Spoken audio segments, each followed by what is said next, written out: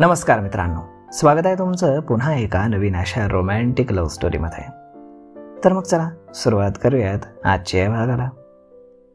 शुभांगीला आता त्यांचं बोलणं ऐकावंसं वाटत नव्हतं. तिनं मिल्कशेक बाजूच्या टेबलवरती जोरात आपटला. आरंभने दचकून तिच्याकडे पाहिलं. ती त्याला एक रागीट लुक देत जाण्यासाठी वळाली. शुभांगी, आरंभ लगेच बोलला आणि ती थांबली. माझ्यासाठी कॉफी देखील पाठवशील? सपनाच्या हातून आरंभ मुद्दाम तिचा तो राग पाहून बोलला. तिला वर यायला मनाई आहे, माखन काकांकडे पाठवते. तीही रागात बोलली आणि तंतनत निघून गेली. इकडे आरंभ आणि जय दोघे सुद्धा हसू लागले. का तिला त्रास देतोयस? जय बोलला. आणि जो त्रास ती मला देते त्याचं काय? आरंभ बोलला. हळवी आहे ती, माहीत आहे ना तुला. तुझ्या अशा वागण्याने लगेच नाराज होती ती, जय बोलला. ती नाराज राहिली तरच सपना खुश राहील आणि माझं काम लवकर होईल.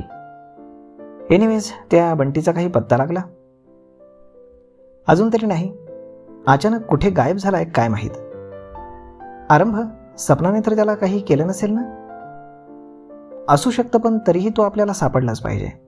आपल्याकडे वेळ कमी आहे जय. तू नको टेन्शन घेऊस. मी अजून 1-2 लोकांशी संपर्क करतो.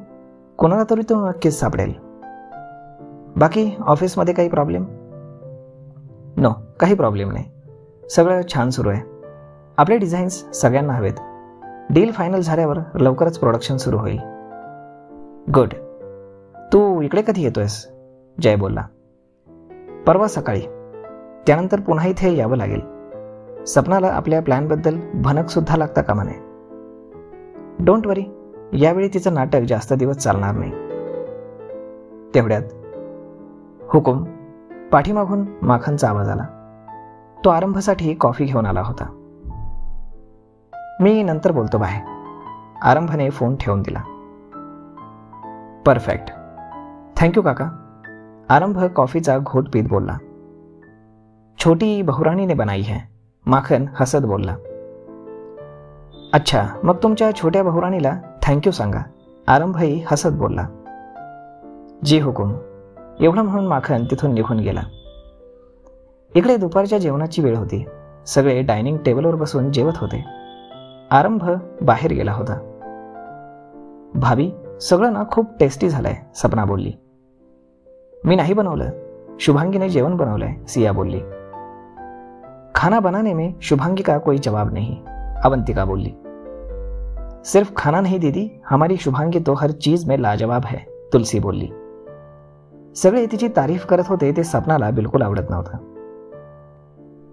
घरी राहणाऱ्या मुलींना या गोष्टी जमणारच ना, त्याशिवाय त्यांच्याकडे करण्यासारखं दुसरं काहीच नसतं. पण अशा मुलींना बाहेरच्या जगातील काही कल्पना नसते. आज मुली कुठल्या कुठे पोहोचल्यात. पुरुषांच्या बरोबरीनं कामं करतात. त्यांना एक स्टेटस आहे, ओळख आहे. पण शुभांगीसारख्या मुली घरातून कधी बाहेरच पडू शकणार नाहीत आणि पडल्या तरी त्यांना ते जमणार नाही, सपना बोलली.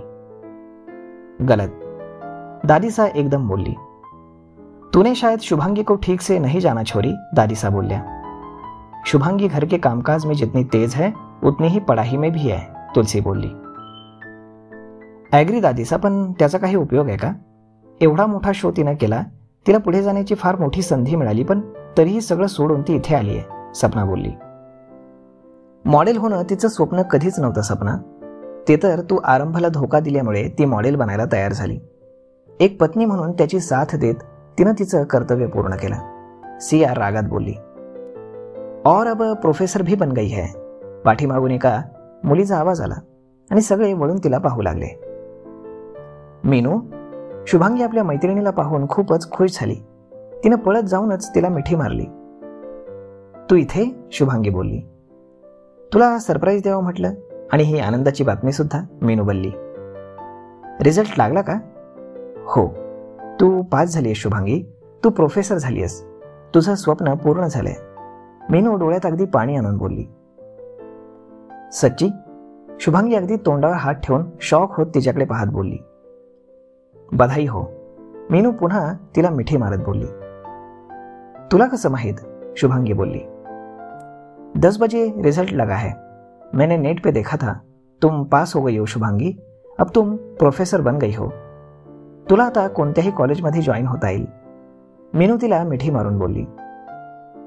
देवी माँ की कृपा है, दादीसा देखील खुश होत बोलल्या. कॉंग्रॅच्युलेशन्स शुभांगी, सिया तिला मिठी मारून बोलली. थँक्यू दीदी, शुभांगी देखील बोलली. इतनी खुशी की बात है सिया, सबका मुंह मीठा कराओ, तुलसी बोलली. जी, सिया बोलली. शुभांगी मग दादीसाच्या पाया पडली. त्यांनी तिच्या डोक्यावर हात ठेवून तिला आशीर्वाद दिला आणि त्यांच्या कमरेला असणाऱ्या पिशवीतनं काही पैसे काढून तिच्यावरनं ओवाळून टाकले. माखन, ये ले, इसकी मिठाई बांट देना, दादीसा बोलल्या. जी हुकुम, माखन बोलला. आज मैं बहुत खुश हूं. तुलसी, चलो मंदिर चलते हैं, दादीसा हसत बोलल्या. जी मासा, तुलसी देखील बोलली.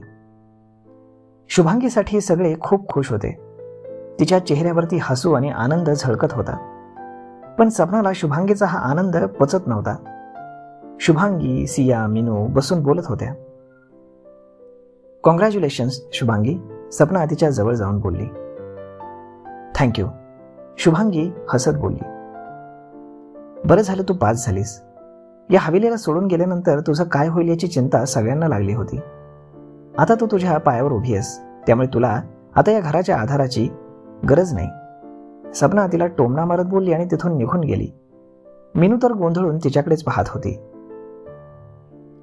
ही कोण? मीनूनं विचारलं. सपना, सिया नाक मुरडत बोलली. सपना म्हणजे ती हुकुमची गर्लफ्रेंड? मीनू शुभांगीकडे पाहत बोलली. शुभांगी शांत होती. हो, तीच. या मुलीचा काय प्रॉब्लेम आहे? सतत तुला टोचून बोलते, सिया बोलली. जाने दो ना दीदी, शुभांगी बोलली. कसं जाऊ देऊ शुभांगी, मला ती बिलकुल आवडत नाही, सिया बोलली. आणि ती इथे काय करतीये? आणि ती मघाशी काय बोलत होती? तू ही हवेली सोडून का जाणार आहेस? मीनू बोलली. ते सगळं सोड ना. हे सगळं बोलून मला माझा आनंद कमी करायचा नाही. तू बोल, तुझा रिझल्ट लागला का? शुभांगी बोलली.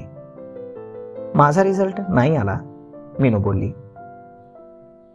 नाही आला म्हणजे? शुभांगी न समजून बोलली. मला कदाचित खूप कमी मार्क्स पडले आहेत, त्यामुळे लिस्टमध्ये माझं नावच नाहीये, मीनू निराश होत बोलली. असं कसं? तू नीट पाहिलंस ना? शुभांगी काळजीनं बोलली. हो, नीट पाहिलंय. आणि आता माझं सोड, मी तुझ्यासाठी खूप खुश आहे, मीनू तिचा हात हातात घेऊन बोलली. मैं भी. तुझ्या बापू मला तुझा अभिमान वाटत असेल, सिया बोलली. आणि शुभांगी भावुक झाली. दीदी, क्या मैं घर जा सकती हूँ? थोड़ी देर में वापस आ जाऊंगी. आता? सिया बोलली. हो. गाडी दादीसा और मासा घेऊन गेलत, तू कसं जाशील? सिया बोलली. मी आहे ना, आम्ही दोघी जाऊ ऑटोनं, मीनू बोलली. दादीसा रागावतील पण, सिया बोलली. नाही रागावणार, मीनू आहे ना माझ्यासोबत, शुभांगी बोलली. ठीक आहे, दादीसा आल्यावरती तुला घ्यायला गाडी पाठवते, सिया बोलली. चालेल, शुभांगी देखील खुश होत म्हणाली. इकडे, शुभांगी, बाळा कुठे आहेस तू? बापू मैं यहाँ हूं. कुठे? मला शोधा ना. अरे बाळा, तू कुठे कुठे लपतेस, मला सापडत नाही. ये, पकडलं. तुम्ही शोधलं मला. बापू, हे काय? गुल्लक. गुल्लक म्हणजे? यामध्ये ना पैसे जमा करतात. 2 गुल्लक? हा तुझ्या शिक्षणासाठी आणि हा तुझ्या लग्नासाठी. आणि तुमच्यासाठी? मला पैशांची काय गरज? क्यों? आप भी तो अपनी जरूरतों को पूरा कर सकते हो. मेरी हर जरूरत, हर ख्वाहिश तुम हो बेटा, और मुझे कुछ नहीं चाहिए. बापू, क्या मैं आपके लिए बोझ हूं? हे तुला कौन बोला? कुंदा चाची बिट्टू को बोल रही थी कि लड़कियां माँ बाप के लिए बोझ होती है, सारा पैसा उनकी शादी पे खर्च हो जाता है. बापू, मैं शादी नहीं करूंगी, ये गुल्लक तुम अपने लिए रखो. तुम कुंदा भाभी की बातों पे ध्यान मत देना बेटा, उन्हें तो आदत है बकवास करने की. तू तर परी आहेस माझी, बोझ नहीं. और तुम्हारी शादी तो मेरा सपना है.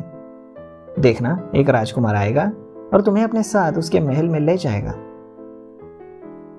तुम्ही पण माझ्यासोबत येणार ना बापू? पागल, मैं कैसे आ सकता हूं? क्यों नहीं? ये बातें तुझे अभी समझ में नहीं आएंगी बेटा.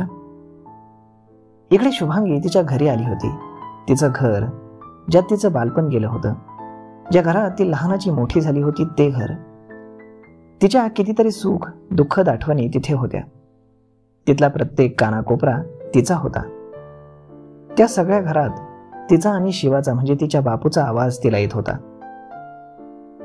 तिचे डोळे भरून आले. ती अचानक रडायला लागली. शुभांगी, मीनूने तिला सावरलं.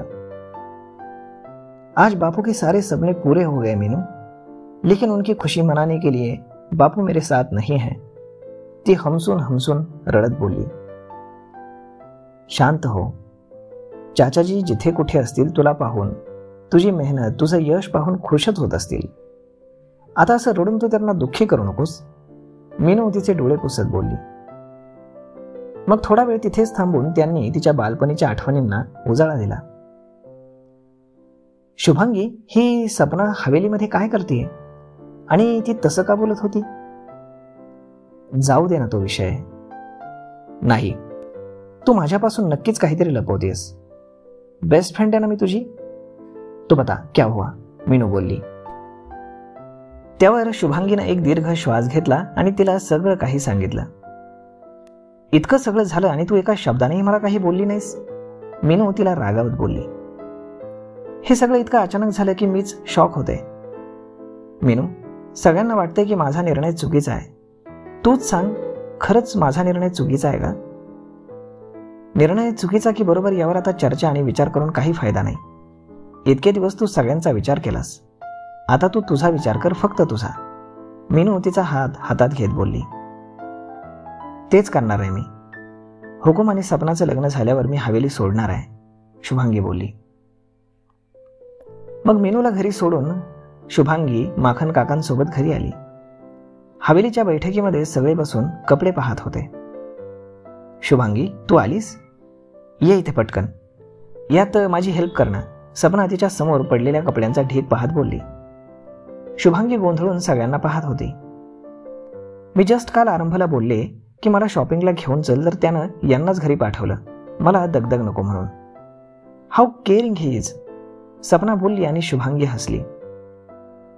अगं हसतेस काय, माझी मदत कर ना. ठीक आहे. मग शुभांगी सगळे ड्रेसेस पाहत होती. त्यातून तिनं सपनासाठी काही ड्रेसेस सिलेक्ट केले आणि तेवढ्यात आरंभ बाहेरून आला. झालं का शॉपिंग? आरंभ दादीसांजवळ येत बसला. 2 घंटे सिर्फ देख रही हैं, कुछ भी पसंद नहीं किया है, अवंतिका सपनाकडे पाहत बोलली. मला आधी कोणता घेऊ कळतच नव्हतं, आता शुभांगीच्या चॉईसने घेतेय. हे बघ, तिनं माझ्यासाठी ना हे ड्रेसेस काढलेत, सपना बोलली. मग आरंभने त्यावर एक नजर टाकली आणि ते ड्रेसेस खाली टाकून दिले. काय झालं, छान नाहीत का? सपना बोलली. एकदम ऑर्डिनरी आहेत. एवढे साधे कपडे घालतेस का तरी तू? तुझी चॉईस इतकी बेकार कधीपासून झाली? आरंभ मुद्दाम बोलला आणि शुभांगीला ते वाईट वाटले. ॲक्च्युली मलाही नाही आवडले, पण मला यातलं काही समजत नाही म्हणून मी तिला म्हटलं हेल्प कर, सपना बोलली. I help you. मला माहीत आहे तुझ्यावरती काय सूट होईल, असं म्हणून आरंभ ड्रेस पाहू लागला. शुभांगी थोडी बाजूला झाली. दाजीसा शांत बसून फक्त पाहत होत्या. आरंभ एक एक ड्रेस तिच्या अंगावरती लावून पाहत होता. त्याला आवडला, तो बाजूला ठेवत होता. असं करत करत त्याने 10-15 ड्रेसेस सिलेक्ट केले. एवढे? सपना आश्चर्यानं बोलली. असू दे, आपल्या इथं नेहमीच आता येणं जाणं होत राहील. हे ड्रेसेस खूप हेवी आहेत, शुभांगी बोलली. ती माझी होणारी म्हणजेच आरंभ जडेजाची होणारी बायको आहे. तिच्या स्टेटसला शोभायला नको. ती काय असे साधे ड्रेसेस घालेल? No, never. आरंभ शुभांगीला रोखून पाहत बोलला. मला तसं म्हणायचं नव्हतं. ती प्रेग्नंट आहे आणि हे ड्रेस तिला खूप जड होतील. यावरती हेवी वर्कमुळे तिला त्रास होईल म्हणून मी साधे कपडे सिलेक्ट केले, शुभांगी बोलली. मी मॅनेज करेन शुभांगी. आरंभने इतक्या आवडीने माझ्यासाठी हे ड्रेसेस घेतलेत, मला आवडलेत. आरंभ, यू आर राईट. मी माझ्या स्टेटसप्रमाणेच राहायला हवं, सपना केसांना झटका देत बोलली. बरं, तुमचं झालं असेल तर त्या माणसाला जाऊ द्या. बिचारा मागच्या 2 तासांपासून इथेच थांबून आहे, दादीसा बोलल्या. कोई बात नाही हुकुम. बहुरानी, आपको कुछ नहीं देखना क्या? तो माणूस शुभांगी आणि सियाकडे पाहत बोलला. हाँ हाँ बिल्कुल, सिया, शुभांगी, तुम भी कुछ पसंद कर लो, दादीसा बोलल्या. मी ना हा घेते, सियाने तुलसीकडे पाहत बोलला. बहुरानी, आप ये लीजिए, ये अच्छा है. राघवला हा रंग खूप आवडतो. मला हाच हवाय, सिया बोलली. ठीक है, ले लो, दादीसाही हसत बोलल्या. शुभांगी, तुम कहाँ चली? तुम्हें कुछ नहीं लेना क्या? अवंतिका बोली. नहीं बुआ जी, मेरे पास बहुत कपड़े हैं, शुभांगी बोली. सब ले रहे हैं तो तुम भी लो छोरी. नाही दादीसा, ती तिच्या रूम मध्ये निघून गेली. तर मग मित्रांनो, तुम्हाला आता काय वाटतं की पुढे काय होईल? अजून बरंच काही घडणार आहे पुढे. तर मग मित्रांनो, हा व्हिडिओ, ही लव्ह स्टोरी तुम्हाला कशी वाटली हे तुम्ही आम्हाला कमेंट करून नक्कीच सांगा. आणि जर हा व्हिडिओ तुम्हाला आवडला असेल तर आपल्या जवळच्या मित्रमंडळींसोबत देखील हा व्हिडिओ तुम्ही शेअर करायला विसरू नका. धन्यवाद.